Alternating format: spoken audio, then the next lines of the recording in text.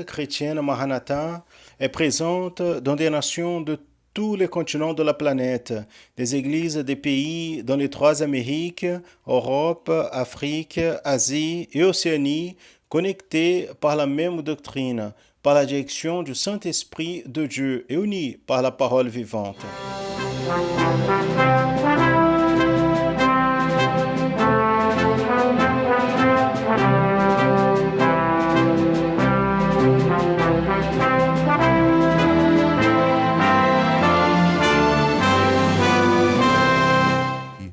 Des frères et sœurs de toutes les parties du monde participent d'un même culte, ensemble dans un même corps et dans un même esprit. À travers le système de transmission, les membres de l'Église chrétienne Maranatha de toute la planète vivent un moment d'unité et de communion, comme l'ont vécu les Hébreux à leur sortie d'Égypte et les disciples avec le Seigneur Jésus à la veille de sa mort à la croix de Calvaire. Des personnes de toutes les parties du monde sont touchées par l'Évangile éternel et par le message du retour imminent du Seigneur Jésus.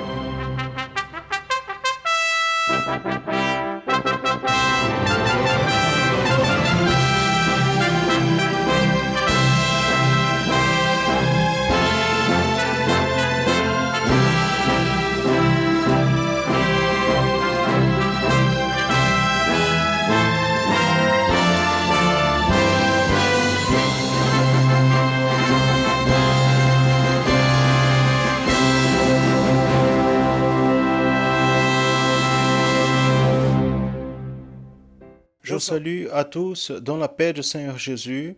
Nous commençons une édition de plus de l'Église chrétienne Maranatha en annonçant l'Évangile éternel. Soyez bienvenus à cette programmation qui est préparée spécialement pour vous et pour toute votre famille. Et nous sommes en train de produire le plus grand contenu transmis en audio et vidéo sur le tabernacle. Son structure et son application prophétique de chaque détail dans la vie d'Israël et dans la vie de l'Église de Christ. Dans la programmation en annonçant l'Évangile éternel, dans le volet les songes du Manaïm avec le pasteur Serge Sauze, et nous abordons déjà depuis plusieurs émissions le tabernacle et nous voyons comment voit le Seigneur Jésus préfiguré dans les ustensiles, dans la pratique du culte réalisé dans le tabernacle.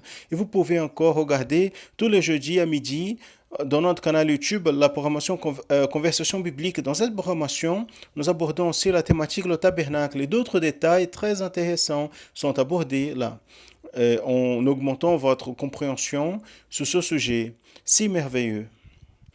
D'ailleurs, si vous n'avez pas encore regardé la programmation avec ce sujet, le tabernacle, ne laissez pas de regarder les éditions précédentes qui se trouvent dans notre canal YouTube. Et dans la programmation d'aujourd'hui, en plus du volet les sons du Manaïm, vous regardez la docteure Marina Amin qui nous parle sur le problème des problèmes d'audition et ses conséquences. La professeure Janaïna va nous présenter plusieurs participations envoyées de tout le Brésil dans le tableau Parfaite Louange. Et la professeure Viviane Lai va aborder la thématique les volontaires dans l'œuvre du tabernacle, dans l'étude pour les enfants intermédiaires et adolescents. Dans la programmation d'aujourd'hui, il est immanquable. Regardez maintenant le tableau Les sons du Manaïm. Ça, c'est le volet Les sons du Manaïm.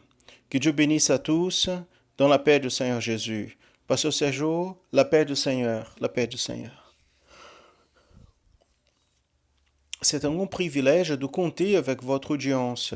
Nous avons reçu plusieurs messages, des témoignages et commentaires sur la programmation en annonçant l'Évangile éternel. Et vous pouvez aussi participer.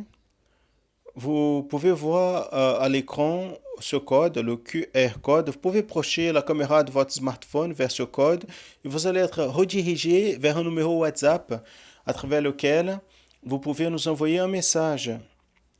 Participez. Envoyez votre expérience, votre suggestion, votre question. Nous allons citer quelques messages que nous avons reçus la dernière semaine, directement de Fortaleza, l'État de Ceará. Philippe Ricardo nous a écrit: ici à la maison, nous accompagnons la programmation en annonçant l'Évangile éternel et réellement, L'enseignement sur le tabernacle est très enrichissant et à chaque programmation, il continue, nous approfondons davantage dans la parole et le désir d'apprendre chaque fois augmente davantage. Elias Drates, de la ville de Sarzedo, dans l'état de Minas Gerais, il nous a écrit: à partir de la porte du tabernacle, on pouvait déjà voir le local du sacrifice qui pointait vers le sacrifice de Jésus pour nous ouvrir un nouveau chemin et à travers de son sang, nous donner accès à la sainte présence de Dieu, où l'homme allait jouir les secrets de la communion qui serait possible seulement à travers le sacrifice de Jésus. Gloire à Dieu, quel commentaire glorieux! Il a compris le sujet. Au sud du Brésil, Rudinea, de la ville de Joinville, Santa Catarina, nous a écrit: la manne a été un miracle tous les jours dans le désert. Et aujourd'hui, l'Église, elle ajoute, vit le miracle du Seigneur Jésus tous les jours, le miracle de cette nourriture vivante, puissante. Nous laissons une question. Dans la dernière question, sur l'aspect prophétique de l'autel de l'encens. Et Fabio Monteiro, de la ville de Vitória, État du Espírito Santo, nous a répondu: le bois représente le Seigneur Jésus dans son humilité, et le revêtement en or parle de la royauté de Jésus. L'encens produit le parfum qui prenait place dans tout l'espace. C'est le bon odeur de Christ qui éloigne le péché de l'homme afin qu'il puisse avoir communion avec Dieu. Notre réponse à la même question est venue d'un pasteur, d'un de nos pasteurs de Pinheiral, de Rio de Janeiro, pasteur Leandro Fernandes Mirra, qui apporte une contribution précieuse en disant: ainsi comme l'encens offert dans le tabernacle était écrasé, le Seigneur Jésus, quand il a été écrasé à la croix, il nous a apporté le pardon. L'encens est monté avec la clameur du Seigneur Jésus, son sacrifice, et a été versé ou consommé dans le versement de son sang. L'Église aujourd'hui prie au Père au nom de Jésus, et dans la prière de l'Église, il finit: elle reçoit les bénédictions à travers le Saint-Esprit. Quelle révélation le pasteur a eue. Merci pour la participation de tous qui nous ont envoyé leurs commentaires. Nous avons parlé sur Jésus à l'Ancien Testament et le salut, en montrant la richesse prophétique notable entre les figures de l'Ancien Testament et le ministère du Seigneur Jésus. Aujourd'hui, nous allons continuer en parlant du tabernacle, en commençant par la lecture de la parole de Dieu en 2 Samuel, chapitre 7, verset 6. Parce que dans aucune maison j'habitais depuis le jour où j'ai fait monter les enfants d'Israël d'Égypte jusqu'aujourd'hui. Mais je marchais dans des tentes et en tabernacle. Comme nous avons déjà vu, ici, à l'intérieur du lieu saint, en plus de la table des points de la proposition, voici l'environnement. En plus de cette table des points de la proposition et le chandelier en or, il y avait aussi l'autel de l'encens. L'autel de l'encens était la dernière pièce de l'endroit saint qui était devant le troisième voile, qui est celui-ci. Le troisième voile qui donnait accès au Saint des Saints. Quelle merveille, gloire à Dieu. Et la Bible nous dit, Sergio, que l'autel d'encens était fait de bois et revêtu et recouvert en or. Voici son extension, qui pointait prophétiquement vers le Seigneur Jésus. comme cela a été déjà répondu par quelqu'un qui nous a envoyé sa contribution. Cette humanité et humanité du Seigneur Jésus était représentée où? Prophétiquement dans le bois. Et sa royauté et gloire représentée ou manifestée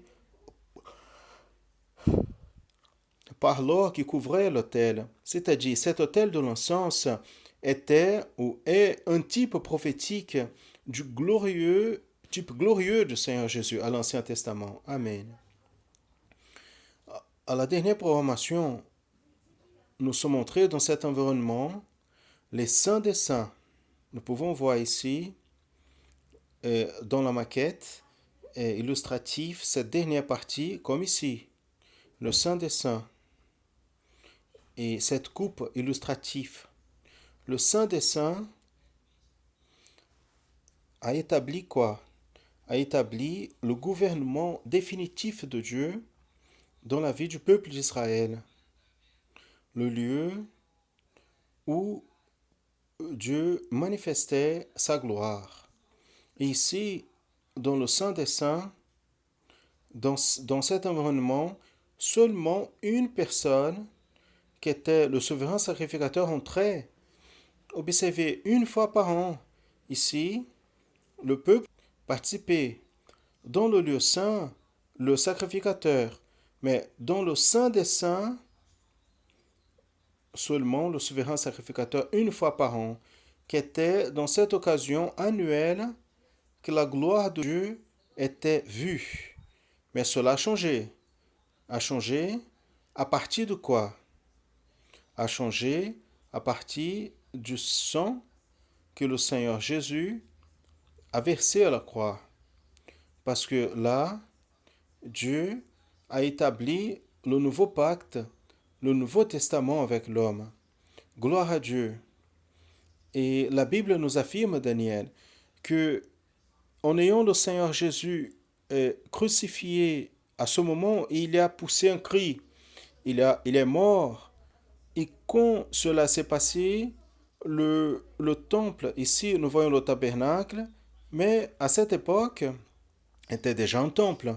Dans la ville de Jérusalem, le voile ici, cet ensemble de rideaux qui était une porte qui donnait accès au Saint des Saints, il était le voile du temple. Donc cela s'est déchiré en deux parties, du haut en bas. Donc, avec la mort du Seigneur Jésus, son sacrifice, quand il meurt à la croix de Calvaire, ce voile ici, qui séparait le lieu saint des saints, où seulement une fois par an le souverain sacrificateur entrait, s'il est déchiré maintenant de haut en bas à travers la mort de Jésus, ce n'était plus le souverain sacrificateur qui pouvait avoir accès, mais le chemin était ouvert pour l'homme à travers de Jésus, le sang de Jésus. L'homme pouvait avoir accès au lieu saint des saints, à la présence de Dieu. Ce qui montre que le Seigneur Jésus, à l'Ancien Testament, la prophétie ici s'accomplit. Le chemin était ouvert. Nous allons voir l'endroit où était le temple en Jérusalem. On va faire un voyage. Le temple qui a eu son voile déchiré.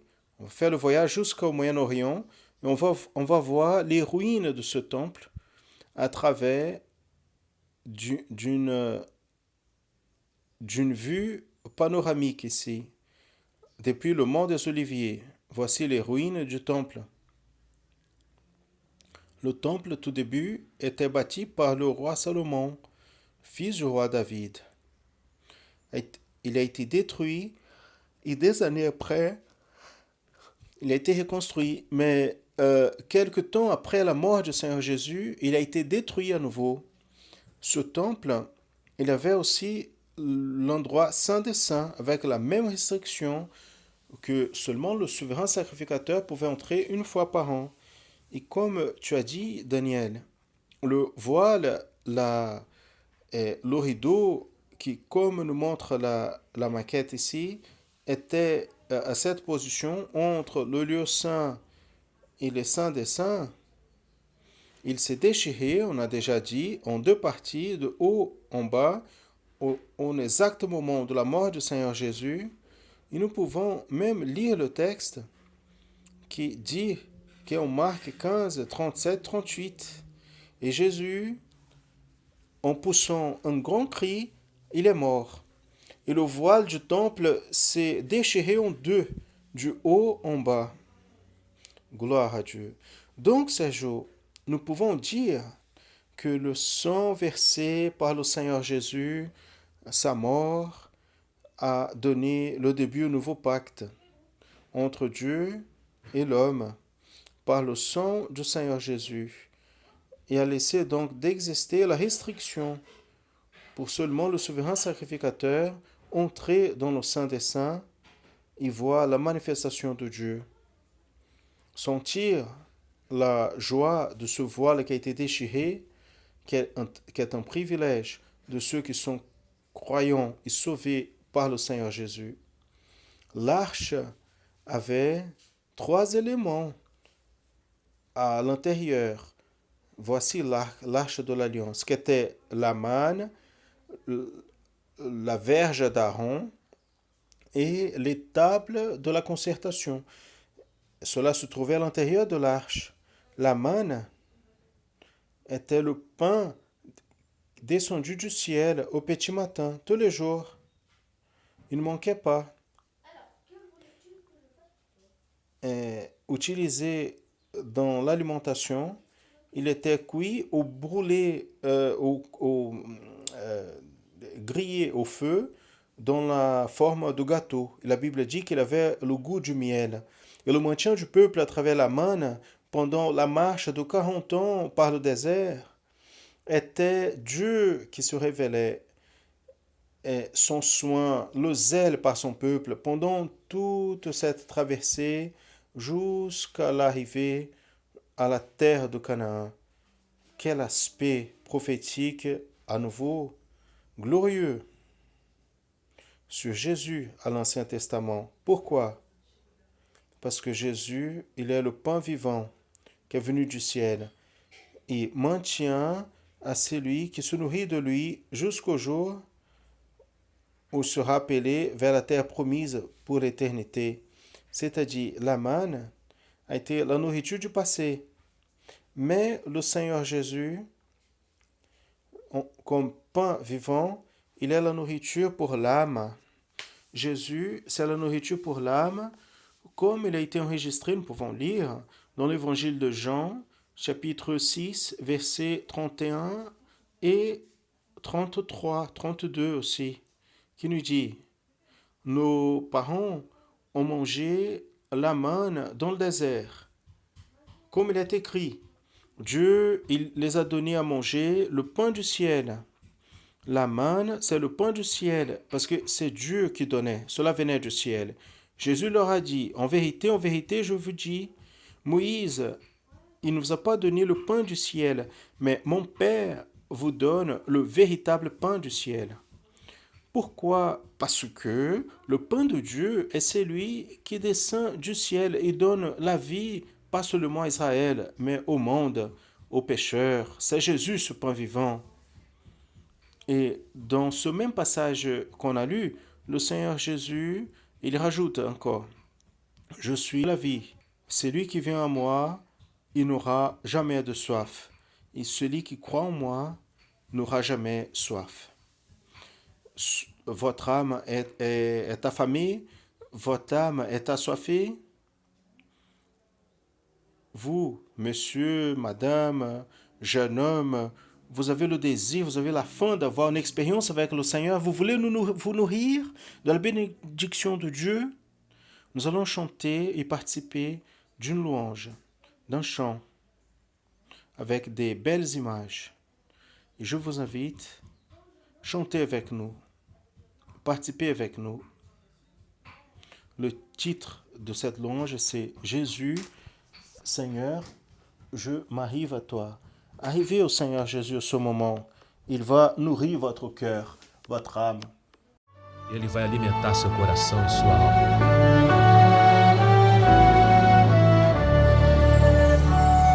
Jesus, Senhor, me chego a ti, perdão suplico agora a ti, ó dá-me alívio mesmo aqui, aceita um pecador.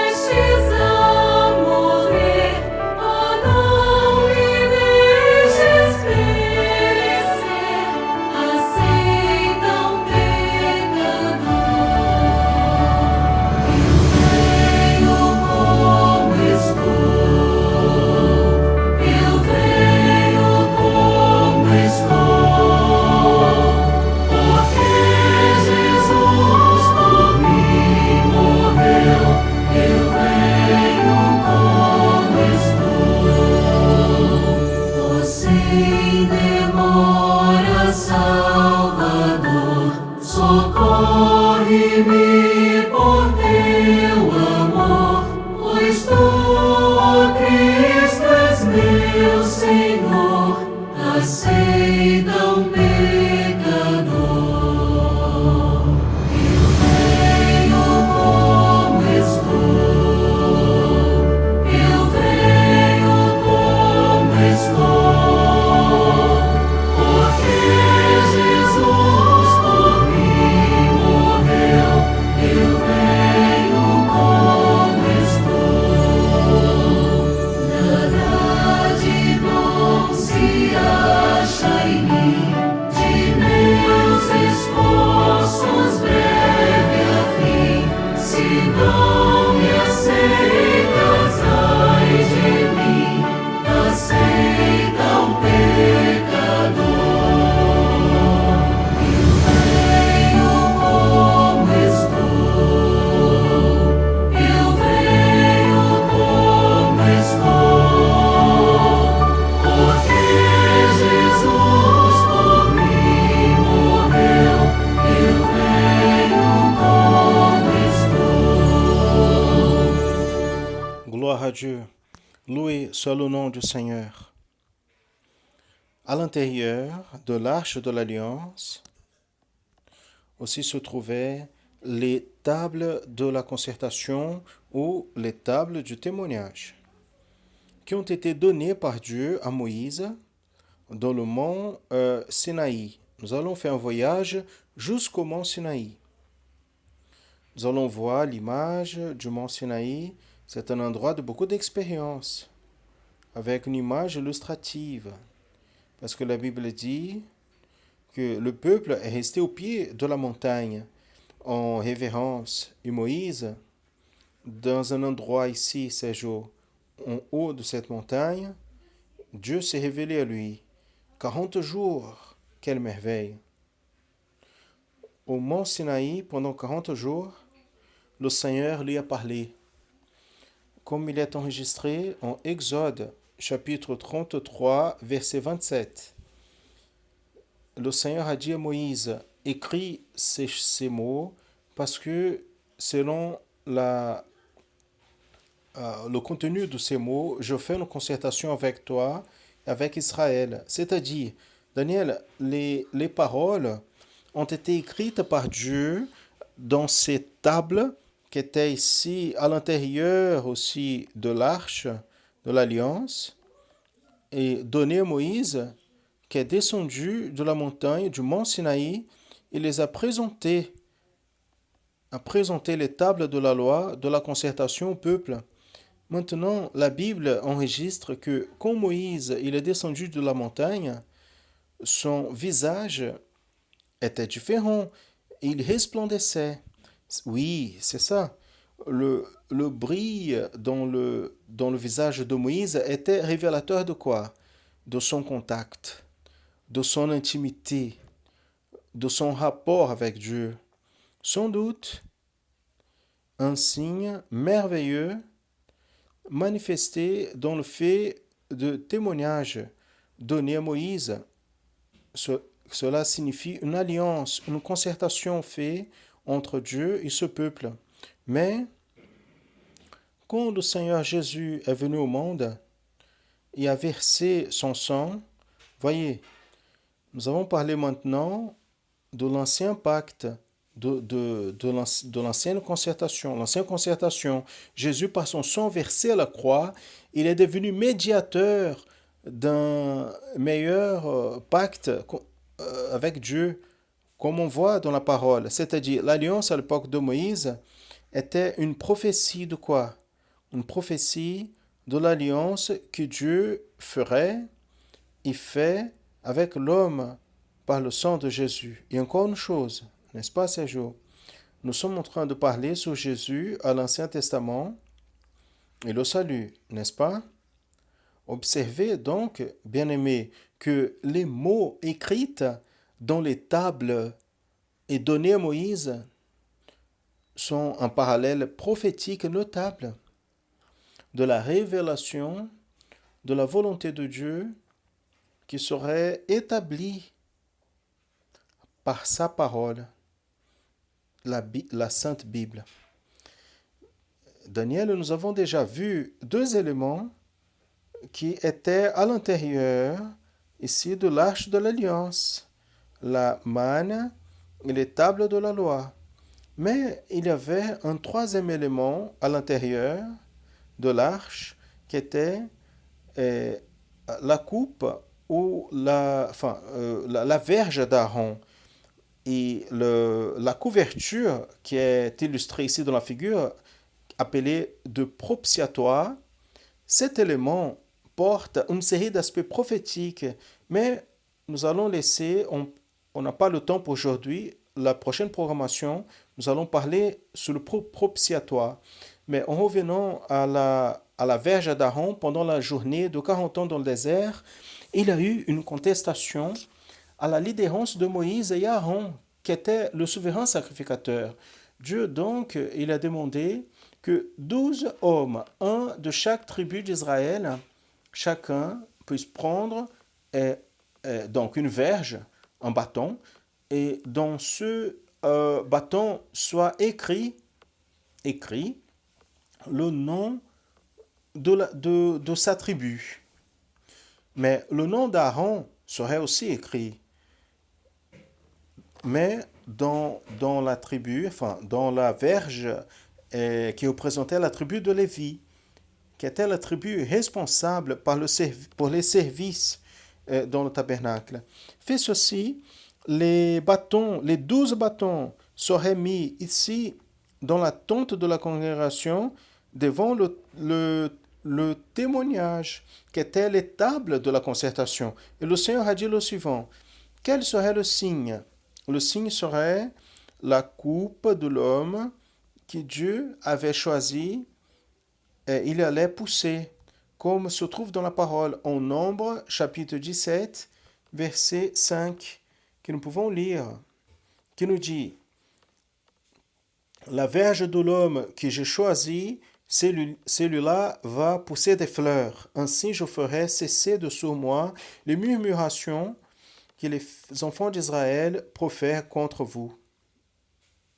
Et le merveilleux, c'est que le jour d'après, la parole est dit, Moïse, il est entré dans la tente du témoignage, qui est le tabernacle, et la verge d'Aaron avait fleuri.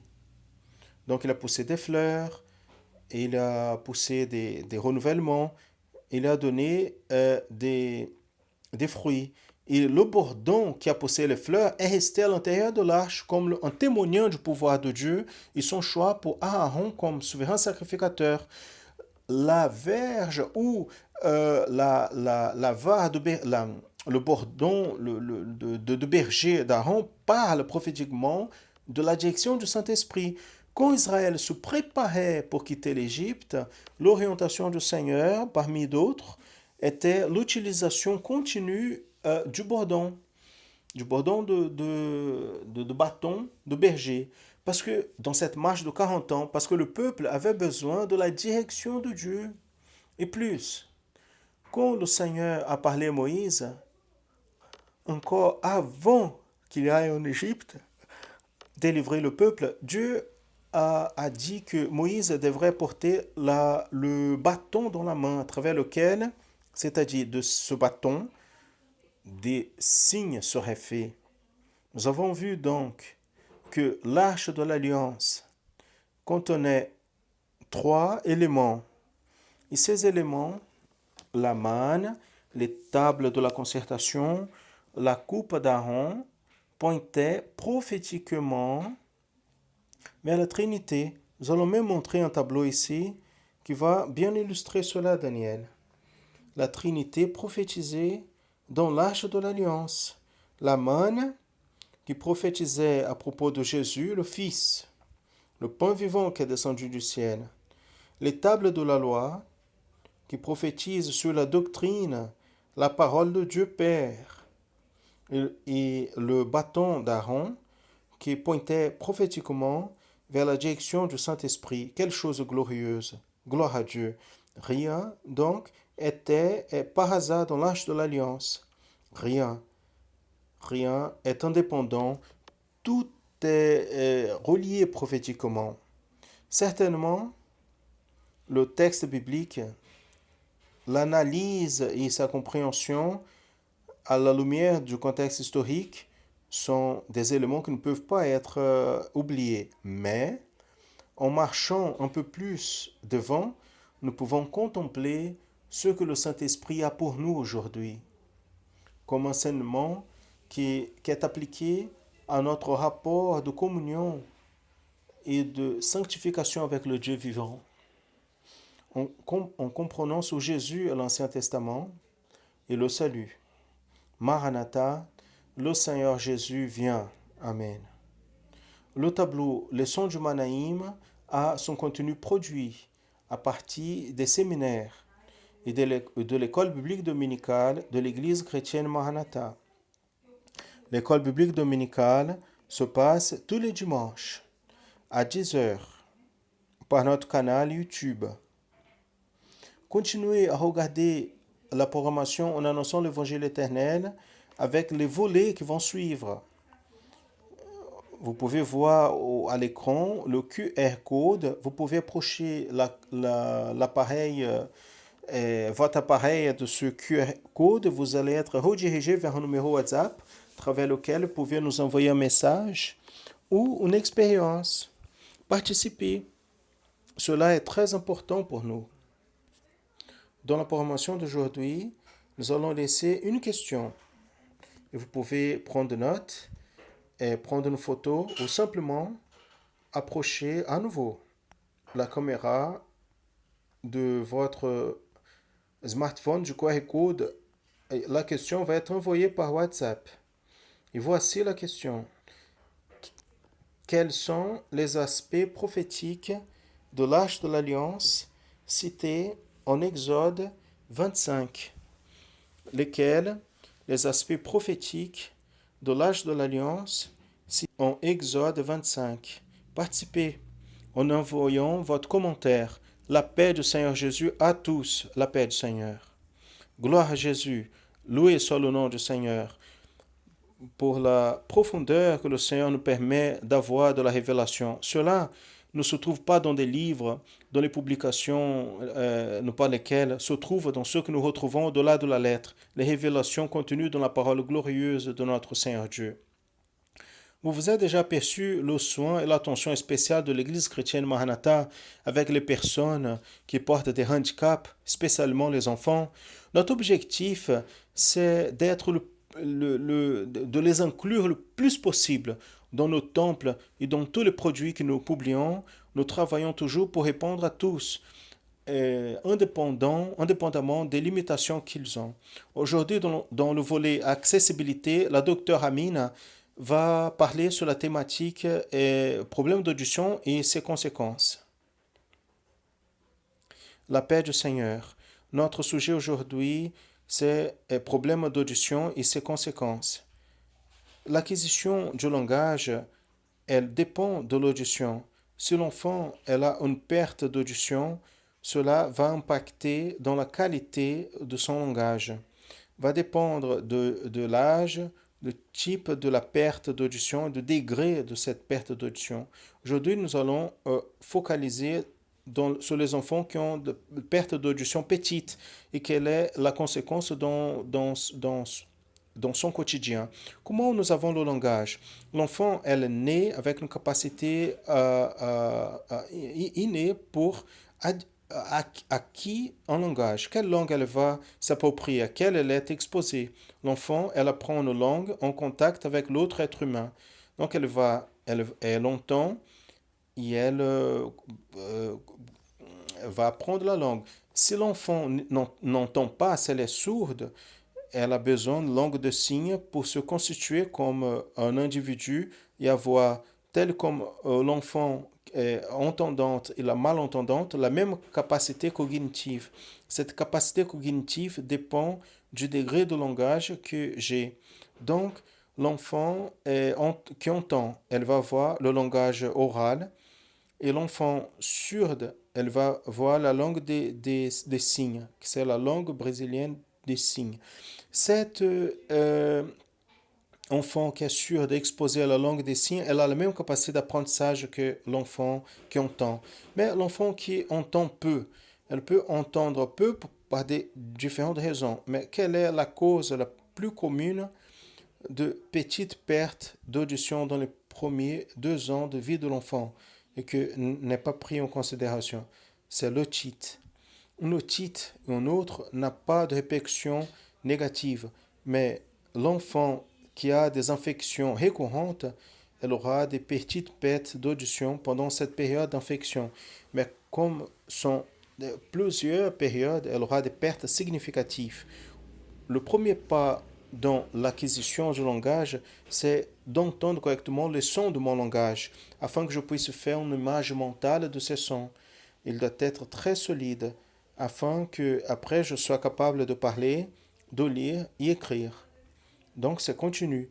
Si il y a un problème ici, je vais avoir un problème dans les autres processus. Donc l'enfant qui a une difficulté d'entendre dans les premières années de vie, principalement, elle va perdre ces nuances de sons de langage. Notre langage, elle a des sons si pareils que même nous, les adultes, nous avons des problèmes comme T T de table, D, parce qu'il est très probable que je suis en train de parler d'une lettre et l'autre, il comprend et il écoute une autre lettre. Donc l'association avec un mot, c'est pour éviter ces difficultés, les mélanges, les confusions. Donc l'enfant, il doit écouter bien. L'enfant qui parle mauvais ou mélanger en dehors de son âge, donc c'est très probable qu'elle va faillir dans le processus d'alphabétisation et ensuite dans le processus de l'écrit. C'est pour cela qu'il est important d'être attentif à cette période initiale. Et pourquoi le langage est important? Parce que mon autonomie linguistique, je m'approprie d'un langage et cela fait interférence dans ma capacité cognitive, de ma communication et dans l'interaction sociale. Donc le langage, il est très puissant dans notre langue. Pour cela, nous devons être attentifs à elle. Et chaque partie va avoir besoin de stimulus linguistique. Et cet stimulus, il peut être fait à la maison, par les parents, par les familles, et à l'église aussi. C'est bien dans les cultes, dans les louanges, et c'est bien dans les études qui sont faites. C'est bien par les classes des femmes enceintes et de 0 à 3 ans, les enfants intermédiaires et adolescents. Donc, c'est un environnement linguistique, de stimulus linguistique, de stimulus de vocabulaire, que l'enfant il peut se bénéficier de cela. Donc, nous devons être attentifs à cette question. Ce sujet va être plus débattu dans le canal YouTube, où nous allons avoir plus de temps pour parler davantage sur ces difficultés, la paix du Seigneur. Nous avons reçu innombrables participations des enfants intermédiaires et adolescents de tout le Brésil et aussi à l'étranger, sont des élèves de la professeure Janaïne qui apprennent à jouer de l'instrument de musique. Aujourd'hui, dans le tableau Parfaite Louange est spécial. Nous allons présenter plusieurs participations envoyées. Et c'est le moment de vous voir ici à la télé ou de voir un de tes collègues à l'église qui apprennent et jouent de l'instrument de musique. Pour cela, ne rate pas le tableau d'aujourd'hui. Il est spécial. Ce sont des enfants intermédiaires et adolescents qui apprennent à jouer des instruments pour la louange et la gloire du Seigneur Dieu.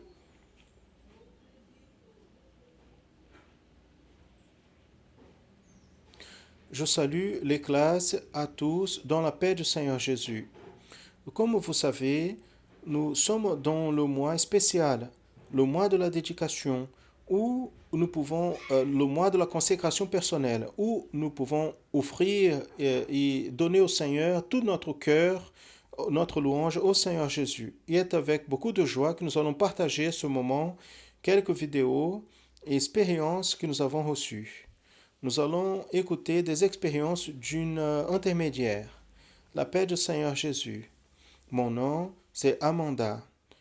Je suis intermédiaire, l'église de Lagoa Santa, Minas Gerais. Mon pasteur, c'est le pasteur Aguinaldo.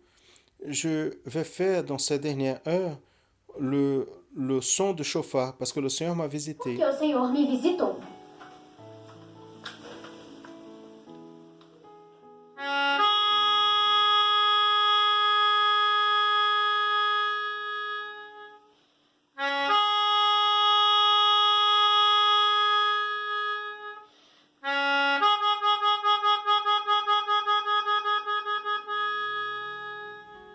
Amen. La paix du Seigneur Jésus. Que Dieu bénisse à tous. Quelle bénédiction. Gloire à Jésus. Aussi les parents de Caleb Diaz, qu'ils étaient en train de recevoir la visite de la petite Julia. Et au moment de la prière pour les classes dans les BD, Caleb l'a invité pour prier avec lui. Et pendant la période de l'enseignement de la louange, elle a dit, Joujou, on va jouer et chanter pour Dieu, ainsi ton cœur va être rempli. Caleb, ele est en train d'évangéliser. Nous allons assister. Já está evangelizando. Vamos assistir? Vem para o meio de povo que sabe o caminho da eternidade, onde a profecia aponta a direção. Este povo segue e alcança a salvação.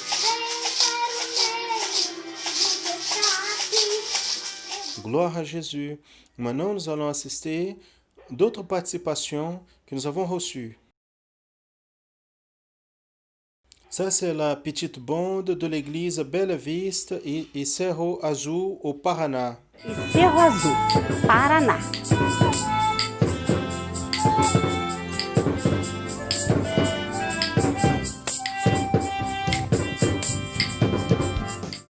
Ça, c'est Delfina et Emma, de Buenos Aires, Argentina. Buenos Aires, Argentina. Ven para el medio, un pueblo que sabe el camino a la eternidad. Por esa profecía, junto a la dirección, este pueblo sigue. Voici représentées toutes les classes. À Rio Grande do Sul. Arroio Grande, Rio Grande do Sul.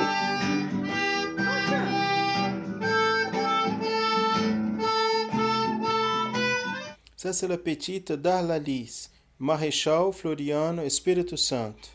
Chau Floriano, Espírito Santo.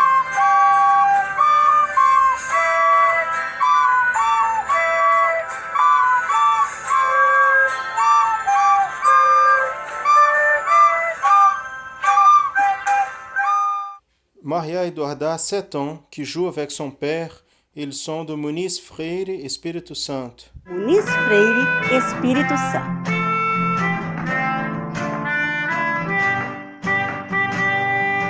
Ana Sarah, à 9 ans, qui joue avec sa sœur jeune, Rebecca. Ils sont de Manaus, Amazonas. De Manaus, Amazonas.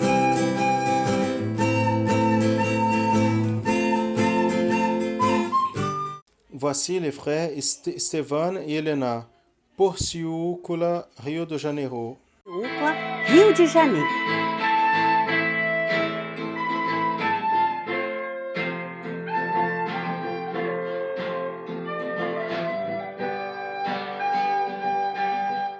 Voici les petits Beatrice e David, de Fundão, Espírito Santo. Beatriz e Davi, de Fundão, Espírito Santo.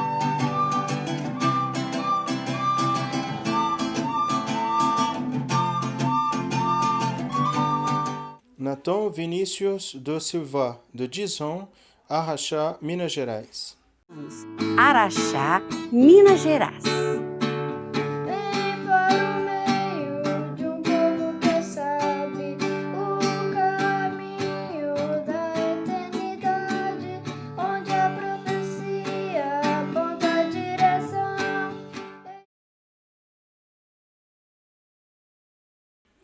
Quelle merveille! Maintenant, prenez votre instrument et nous allons offrir de tout notre cœur la louange. Dans les batailles, je suis vainqueur. À notre Sauveur Jésus. À tous, la paix du Seigneur.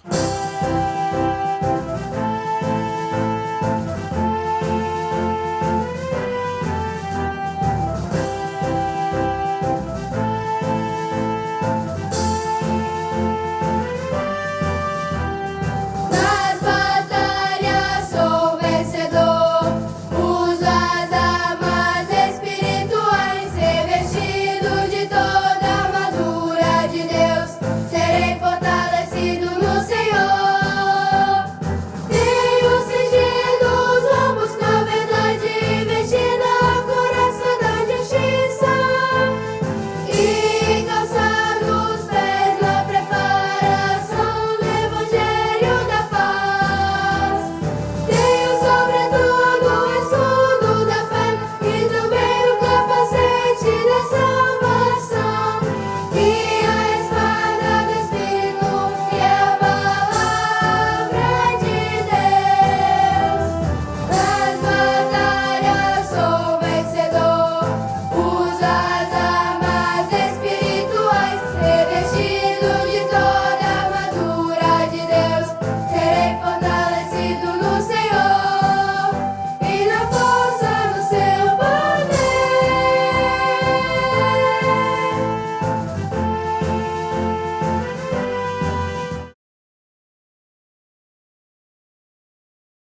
Nous avons appris dans l'étude pour les enfants intermédiaires et adolescents à propos du tabernacle. Mais comment a été construit ce lieu de culte révélé par Dieu? Aujourd'hui, dans le volet de l'étude pour les enfants intermédiaires et adolescents, la professeure Viviane Elaya va parler sur les volontaires dans l'œuvre du tabernacle. Minha casa firme está.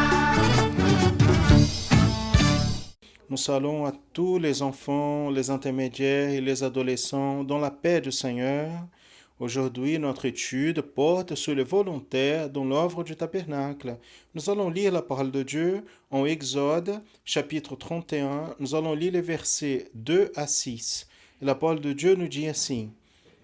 Voici, j'ai appelé pour nom à Bezalel, et je le remplis de l'Esprit de Dieu, de sagesse et de compréhension et de science dans toute œuvre.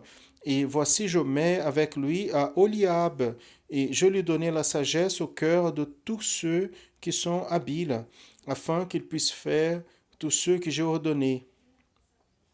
Nous avons déjà appris que le Seigneur a montré comment devait être chaque détail du tabernacle. Nous avons vu que dans la cour extérieure du tabernacle se trouvait l'autel des holocaustes, la bassine en bronze. Il y avait aussi la tente du tabernacle. Là se trouvait le chandelier en or, l'autel des encens et d'autres noms. Mais qui a été appelé pour construire tout cela? Qui a servi dans la réalisation de cette grande œuvre? Un des hommes appelés par Dieu pour effectuer cette grande œuvre a été Bezalel. Vous savez la signification de son nom? Bezalel signifie sous la protection de Dieu. Et n'a pas été différent avec lui. Bezalel, il vivait sous la protection de Dieu. Il a été appelé pour travailler dans cet grand ouvrage, un autre serviteur qui aussi a été appelé par Dieu a été Aholib. Et ce nom signifie le Père est ma tente. Quelle merveille! Dieu était son abri, sa sécurité, son repos. Et n'a pas été seulement ces deux serviteurs du Seigneur qui ont travaillé dans la construction du tabernacle. La Bible dit que plusieurs d'autres hommes aussi ont été appelés par Dieu. Mais est-ce que Dieu a appelé ces hommes parce qu'ils étaient très intelligents? Ou est-ce que Dieu les a appelés parce qu'ils étaient meilleurs que les autres? Non. Ces hommes, ils étaient des hommes simples. Mais Dieu a vu qu'ils avaient un cœur volontaire, un cœur disposé à obéir. Donc, Dieu les a appelés, c'était à travers son Esprit Saint. Et pendant la réalisation de cette œuvre, personne est revenu en arrière. Tous est resté ferme en travaillant jour après jour jusqu'à ce que tout était prêt. Tous ont fait ce travail avec le cœur disposé et joyeux. Et personne n'a voulu changer le projet que Dieu avait révélé. Tout a été fait exactement de la manière comme Dieu a révélé. Un grand enseignement Dieu a pour nous. Dieu veut voir en nous des cœurs volontaires. Avoir un cœur volontaire, c'est d'avoir un cœur disposé à faire toute la volonté de Dieu. Dans notre vie, beaucoup de choses sont importantes pour nous. Mais le plus important, c'est de servir à notre Dieu. Nous sommes dans un mois très spécial dans l'œuvre du Seigneur, la fête de la consécration personnelle. Dédié, c'est de se consacrer. Donc, quand tu prends un moment de ta journée pour prier, vous êtes en train de dédier ta vie à Dieu. Quand tu vas à l'église, tu participes du culte, tu chantes les louanges, écoutes la parole de Dieu, tu es en train d'avoir un cœur volontaire. Quand tu invites ton collègue, le membre de la famille, pour assister à l'école biblique, pour aller à la maison du Seigneur, vous êtes en train de dédier ta vie au travail de l'œuvre de Dieu. Des fois, nous pouvons aussi penser que nous ne sommes pas capables d'effectuer l'œuvre de Dieu. Mais aujourd'hui, le Seigneur veut nous parler quelque chose de très spécial. Nous sommes capables quand le Saint-Esprit nous rend capables pour effectuer ce grande œuvre. Le Saint-Esprit nous donne la sagesse, nous aide en tout ce dont nous allons faire, soit dans la maison du Seigneur, dans l'école ou dans notre foyer. Priez avec foi et Dieu va envoyer son Saint-Esprit pour t'aider et comment agir. Et que Dieu puisse voir en nous des serviteurs disposés à faire toute sa volonté, que nous puissions dédier plus de notre temps pour le travail dans l'œuvre de Dieu. Amen. La paix du Seigneur. Amém? A paz do Senhor.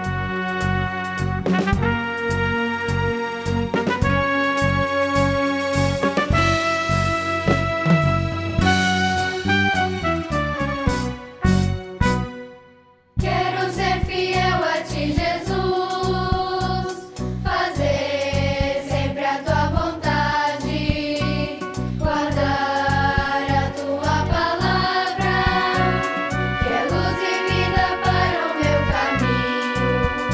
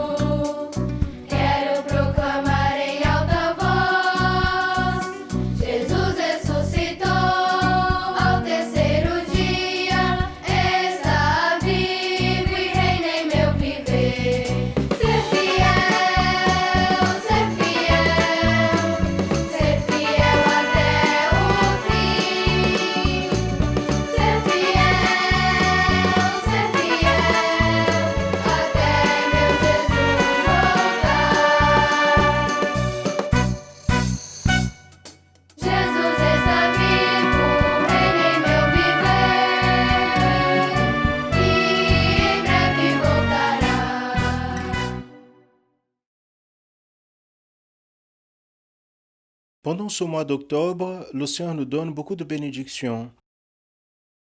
Et nous sommes en train de publier un séminaire à travers les réseaux sociaux. Nous avons déjà publié dans nos réseaux sociaux des modules autour de 5 minutes avec des messages, avec un projet pour la vie de l'homme. Accédez à nos réseaux sociaux et assistez à toutes les éditions déjà publiées. Nous publions toute la semaine un bulletin de l'Église chrétienne Maranatha. Vous pouvez accéder et télécharger les sites de l'Église. Dans ce bulletin sont publiées les principales informations sur tout ce qui est fait par l'institution et les participations envoyées de tout le Brésil à l'étranger dans l'école biblique dominicale. Nous rappelons, vous accédez et téléchargez le bulletin dans les sites de l'Église chrétienne Maranatha.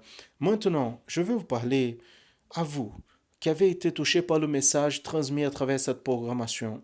Vous ne connaissez pas encore le Seigneur Dieu, vous n'avez pas encore eu une expérience réelle avec lui. Je veux vous rappeler que connaître à Dieu, c'est beaucoup plus que connaître une histoire contenue dans la Bible ou de théologie ou de philosophie. C'est de vivre une expérience réelle, personnelle avec lui. Nous avons un canal direct pour vous répondre. Appelez gratuitement n'importe quelle heure de la journée ou du soir pour ce numéro 0800 707 376 au Brésil. C'est un numéro exclusif pour répondre au Brésil à tous ceux qui ne sont pas encore membres de l'Église chrétienne Maranatha et qui ont besoin d'une parole de la part du Seigneur ou d'une prière. Je veux vous rappeler que nous sommes déjà revenus au culte présentiel dans nos églises au Brésil. Vous pouvez accéder au site de l'Église chrétienne Maranatha et découvrir où se trouve une église la plus proche de votre maison. Nous avons des cultes présentiels tous les mercredis et jeudis à 19h30 et samedi et dimanche à 19h. Mais nous continuons à transmettre les cultes inédits à 20h tous les jours à travers notre canal YouTube. Vous pouvez aussi nous suivre par Instagram et Facebook. Accédez aussi au site de l'Église chrétienne Maranatha de Radio Manaim, téléchargez les applications gratuitement, profitez pour naviguer et connaître davantage sur nous et nos plateformes numériques. Dans l'application de la Radio Manaim, vous entendez des louanges 24 heures par jour et vous pouvez aussi assister et partager les podcasts de messages. Et ainsi, nous arrivons à la fin de cette édition de la programmation de l'Église chrétienne Maranatha en annonçant l'Évangile éternel. Et n'oubliez pas, tous les dimanches au matin, dans le canal YouTube de l'Église chrétienne Maranatha, vous pouvez assister à l'école biblique dominicale. Ne ratez pas. Et dans la semaine prochaine, si le Seigneur nous permet, nous serons ensemble encore une fois à cette heure-ci avec plus d'une édition de la programmation de l'Église chrétienne Maranatha en annonçant l'Évangile éternel. Maranatha, le Seigneur Jésus vient.